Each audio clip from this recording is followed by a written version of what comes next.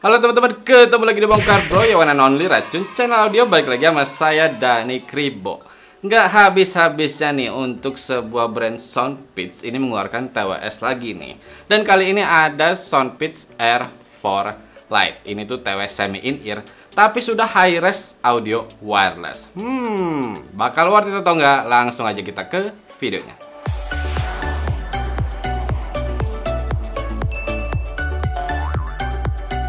Kalau kita lihat harganya nih untuk Soundpeats Air 4 Lite ini itu di 459.000 ya sampai 500 ribuan gitu di official store-nya Soundpeats. Dan dalam boxnya pasti kalian dapat case-nya, sepasang earbuds-nya, kabel untuk nge-charge-nya dari USB A ke tipe C, dan yang pasti manual serta garansinya. Nah, ini dia untuk barangnya Soundpeats Air 4 Lite. Ya kalau kelihatan dari desainnya sih udah kelihatan cukup premium ya. Dan kalau kita lihat harganya sendiri memang dia udah kayak di batas yang dari harga budget mau ke mid nih. Nah, kalau kita bicara build dulu, udah kerasa kokoh sih, udah kerasa enak, udah kerasa di tangan tuh kerasa kuat aja gitu, nggak yang ringkih. Dia finishingnya glossy dan yang pasti fingerprint magnet banget ya. Kalau kita shake, bunyi banget sih dia. Tapi waktu saya cobain nih beberapa kali saya shake kayak gitu, saya sambil lihat di HP dengan Bluetooth yang menyala, dia nggak yang tiba-tiba ke connect gitu ke HP. Jadi tetap hati kok sebenarnya si earbuds yang di dalam. Dan kalau kita lihat dari case-nya sendiri, dia polos hitam gini ya, ada garis abu-abu gitu sih, dan ada sentuhan koper di bagian belakang. Dan di situ ada logo Soundpeats. Kalau port tipe C ada di bawah. Di depan di antara tutup dan body case-nya ini itu ada satu lampu indikator. Dan untuk di depan juga ada satu tombol. Ini tuh untuk pairing, untuk reset, dan juga untuk cek baterai di case-nya. Kalau kita bicara ukuran sih udah cukup portable ya, lumayan walaupun dia kerasa tebal dikit. Ya masih cukup-cukup aja sih ketika dimasukkan pouch gitu atau masuk kantong. Untuk tutup case-nya udah terbuka lebar dan langsung kelihatan ya ada penahannya, jadi nggak gampang ketutup, harus memang didorong gitu baru dia ketutup. Dan kalau dari pengalaman saya untuk mengambil atau memasukkan earbuds-nya udah lumayan sih. Kenapa saya bilang lumayan? Karena kalau memang tangan licin ya pasti agak susah gitu. Dan kalau kalian mau ngambilnya tuh seperti ini caranya, itu tuh harus kena ke si bagian touch sensornya itu, dan kadang dia sudah langsung aktif. Nah, kalau untuk earbuds-nya nih, dia bertipe semi in-ear atau half ear, dan dia ada tangkainya, nggak yang panjang tapi nggak yang pendek juga. Kalau kita lihat di tangkainya sendiri bagian dalam itu ada indikator L dan R-nya, di bagian bawah ada magnet konektor, terus untuk di bagian luarnya itu ada logo Soundpeats di bagian atas ini ya, dan di situ tuh kayak sentuhan copper juga, dan di situ untuk touch sensornya. Nah, kalau kita lihat dari grillnya nih, dia dari copper juga gitu untuk warnanya. Cakep sih, cuman untuk di bagian dalamnya ini ada juga kayak yang semacam grill gitu juga ya. Jadi saya nggak tahu apakah ini memang untuk suara keluar juga, atau mungkin untuk udara aja. Dan yang pasti kalau kalian lihat di sekeliling si earbuds ini ada beberapa lubang-lubang ya. Karena memang untuk Soundpeats Air 4 Lite ini, dia sudah menggunakan 3 mikrofon untuk setiap earbudsnya. Kalau untuk berat per earbudsnya 4,3 gram dan berat total dengan case-nya di 39 gram. Nah, kalau kita bicara untuk fittingnya, tadi saya udah mention bahwa di bagian dalamnya itu ada yang kayak grill dalamnya ini ya, dan itu kerasa kasar. Dan kadang-kadang sih masih yang kerasa ngegesek di telinga, dan itu kerasa sedikit yang kurang nyaman gitu. Tapi setelah pakai lama, udah enak kok. Nah, si Bro Busem juga sempat nyobain, dia bilang sih ya grillnya kadang masih kerasa yang enak-enak aja, tapi memang dia bilang kurang kena sampai ke dalam telinga juga sih. Ya memang kalau kita bicara fitting kan baik lagi dari ukuran telinga kita masing-masing. Kalau dari yang pengalaman saya make si Soundpeats Air 4 Lite ini, bisa dibilang sih masih kerasa nyaman karena dia juga ringan. Cuman nggak kerasa sih earbuds-nya ini tuh yang kayak nempel banget. Bahkan ya ketika saya sambil ngunyah aja misalkan, atau saya ketawa lebar gitu, dia bisa aja bergerak dan earbuds-nya tuh kadang kayak mau copot. Jadi buat kalian yang bertanya buat olahraga, ya sebenarnya dia udah IPX4 juga ya, water resistant. Jadi kalau keringat atau hujan kecil udah aman. Cuman yang pasti balik lagi ke fitting dari telinga kita masing-masing ya. Kalau buat saya pribadi sih kurang ya ketika saya geleng-geleng atau lompat-lompat. Ya awalnya dia kayak masih stay, tapi lama-lama dia bakal copot. Oh ya, saya cobain juga pakai sambil rebahan ya. Kalau menghadap ke atas gitu aja, saya kadang gerak-gerak dikit, itu kerasa lama-lama earbuds-nya tuh mau copot juga. Dan yang pasti nggak untuk menghadap ke samping ya, karena langsung kerasa nekan ke telinga. Dan kalau kita bicara untuk touch sensornya, udah oke, udah responsif, sensitifnya juga udah bagus, dan udah lengkap juga. Kalian bisa play, pause, next track, previous track, mengatur volume, kalian mau menerima, mengakhiri, menolak, atau mengganti di antara dua panggilan yang sedang aktif juga bisa. Dan yang pasti mengaktifkan atau menonaktifkan gaming mode, ditambah untuk mengakses voice assistant. Oh ya, untuk si touch sensornya ini kadang ada bunyinya ya, misalkan kayak next track gitu, setelah kalian tahan tuh bakal ada kayak pem gitu, baru dia akan aktif. Kalau untuk Bluetooth-nya sudah menggunakan yang terbaru nih, 5.3 dengan kodek SBC, AAC, dan LDAC. Di HP saya juga sample rate-nya sampai 96 kHz dan di 32 bits per sampel. Untuk pairingnya gampang banget, kalian tinggal buka si tutup case-nya ini, dia akan langsung aktif atau nyala untuk si earbuds-nya, dan kalian tahan si tombol yang di depan case-nya ini sampai lampu indikatornya menandakan dia siap untuk pairing, dan tinggal di search aja di device kalian. Cuman sayangnya kalau kita bicara untuk jarak, rasanya yang nggak 5.3 banget sih ya. Jadi waktu saya cobain tanpa halangan sih ya hampir 10 meter gitu masih sampai. Tapi ketika kehalang tembok beton itu udah mulai hilang-hilang. Bahkan ketika saya keluar, saya tinggalin HP di kamar, tutup pintu nih, itu baru jalan 2 langkah gitu suaranya udah mulai hilang-hilang. Dan ya 2 langkah lagi kemudian langsung hilang suaranya. Bahkan ya udah nggak bisa dipakai intinya gitu. Walaupun dia belum yang sampai disconnect. Tapi memang ketika saya kembali ke jangkauan si koneksinya, langsung cepet kok dia langsung play lagi untuk medianya. Untuk single sudah bisa, mau kanan ataupun kiri aja, dan perpindahan dari cuma pakai 1 terus pakai 2 tuh ya paling kayak ada suara yang kayak pakai si touch sensornya tadi ya, kayak bum kayak gitu doang, dan agak di pause dikit sih untuk media yang sedang kita mainkannya.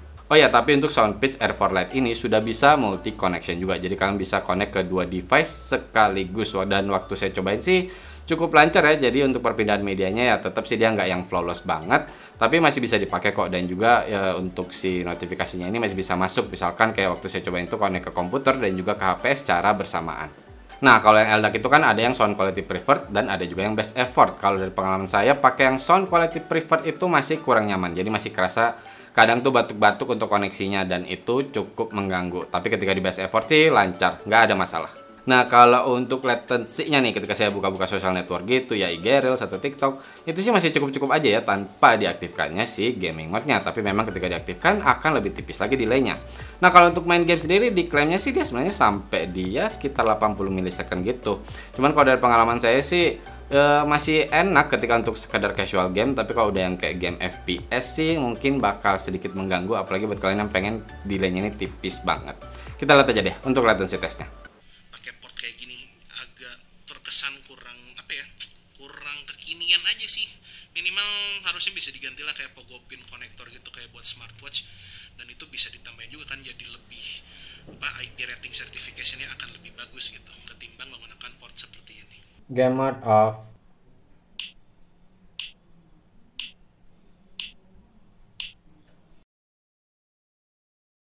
Game mode on.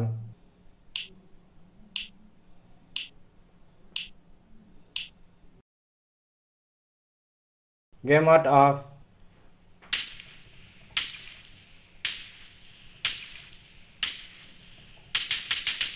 Game mode on.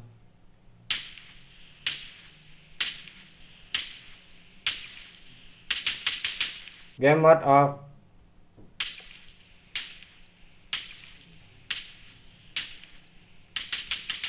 Game mode on.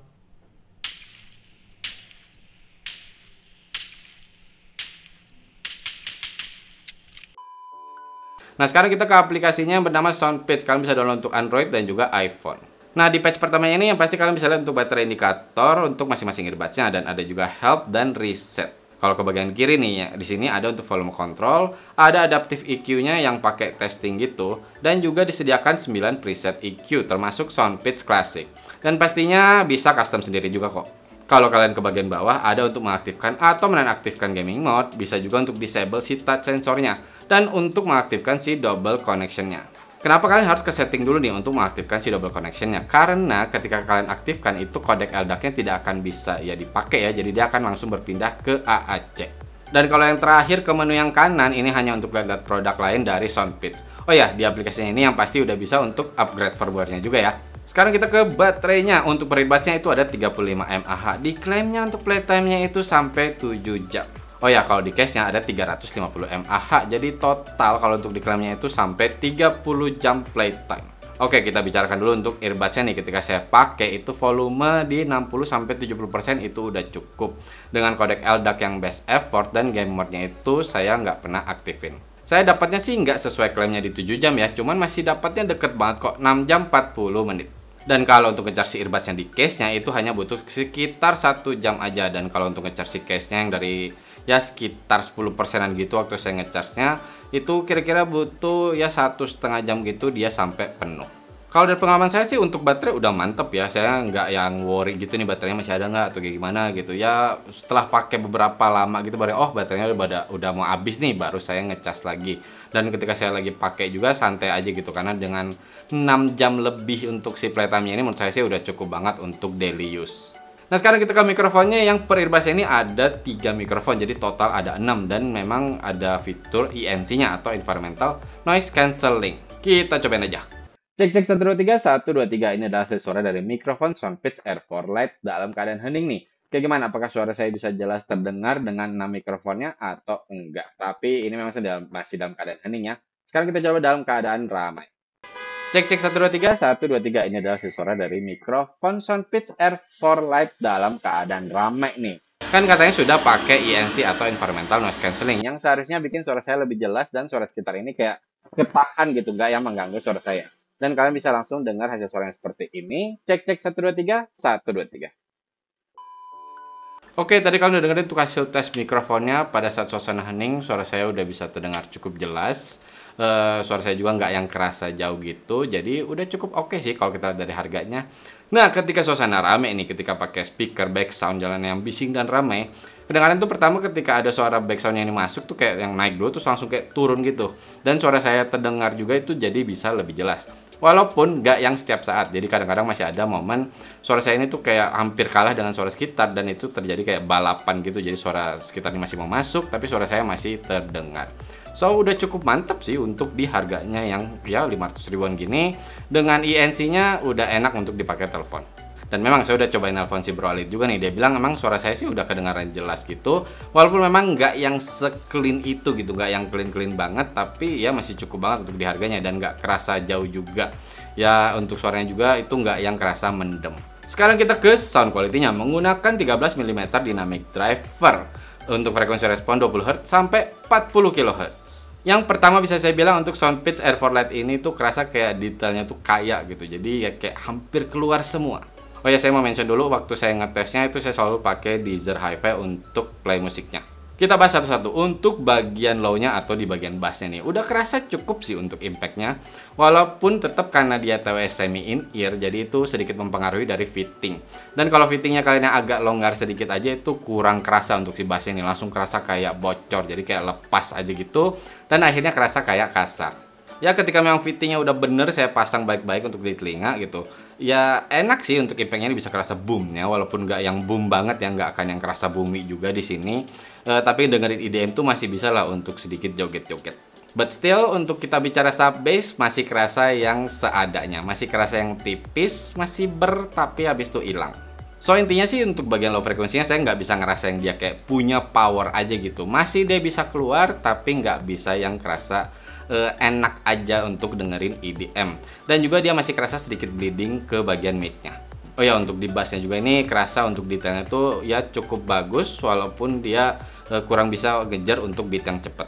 Nah kalau kita bicara untuk mid-nya sendiri memang kerasa suara vokal ini tuh kayak mundur ya. Jadi nggak yang kerasa forward, nggak yang kerasa maju. Buat yang suka mid, buat yang seneng dengar suara vokal ini tuh kayak jelas banget, detail banget, keluar banget. Ini tuh nggak ya, dia masih kerasa agak mundur dan kadang-kadang bassnya ini bleeding. Tapi masih cukup jelas kok. Jadi ketika saya dengerin ya lagu-lagu seperti akustik atau lagu-lagu pop gitu, itu suara vokal tuh masih bisa jelas terdengar. Udah cukup natural juga dan bisa saya bilang untuk detailnya oke. Walaupun kalau kita bicara untuk detail misalkan kayak di bagian instrumen saya masih kerasa ya masih di level yang cukup baik tapi nggak yang bagus banget. Jadi bisa dibilang mikro detailnya belum bisa sampai kerasa yang wah gitu. Dan ditambah juga untuk pemisahannya saya masih kurang dapat enak ya. Jadi kadang-kadang ketika yang instrumen banyak masuk secara bersamaan masih kerasa numpuk-numpuk. Tapi masih cukup lah buat kalian yang suka dengar lagu-lagu ya di genre pop atau jazz atau ya rock gitu. Cuma nih kalau kita bicara rock untuk bagian treble-nya ini di volume besar kadang saya masih ngerasa dia tuh ya pedes gitu dan kerasa nusuk aja.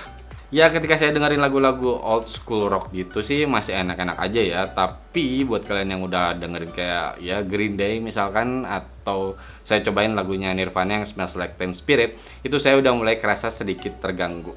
Tapi untuk di bagian treble-nya ini emang udah kerasa dia sparklingnya ya, dan juga udah kerasa airy. Tapi sekali lagi kalau detail saya merasa kadang-kadang dia masih kayak yang ketumpuk-tumpuk gitu, nggak bisa yang kerasa jelas aja keluarnya. Sound imaging cukup baik sih, jarak dan asal suara bisa kerasa, dan untuk soundstage pas aja sih kalau menurut saya. Jadi nggak yang sempit tapi nggak yang bikin puas banget juga. Intinya sih kalau memang kalian masih mencari yang bassnya enak untuk keluarnya, yang impactnya nih kerasa banget, kerasa bumi aja gitu, kurang dapat sih untuk Soundpitch R4 Lite ini. Tapi ketika saya dengerin lagu pop rock seperti kayak gitu, atau jazz atau klasikal, ini tuh enak sih untuk detailnya tuh dia bisa push untuk keluar dan itu kerasa nyaman. Nyaman dalam arti ya mau ganti-ganti di genre itu saya nggak pernah ada problem kayak ini kalau begini sih, ini begini sih. Ya paling ketika di volume besar aja untuk bagian treble-nya ini kadang saya kayak aduh agak sedikit nusuk ya, jadi turunin dikit lagi volumenya.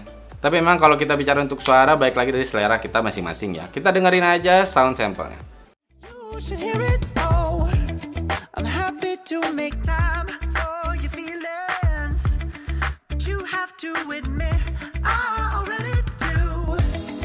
Let's just break it down to you and me uptown, dancing all around till the disco ball pops. But I have to.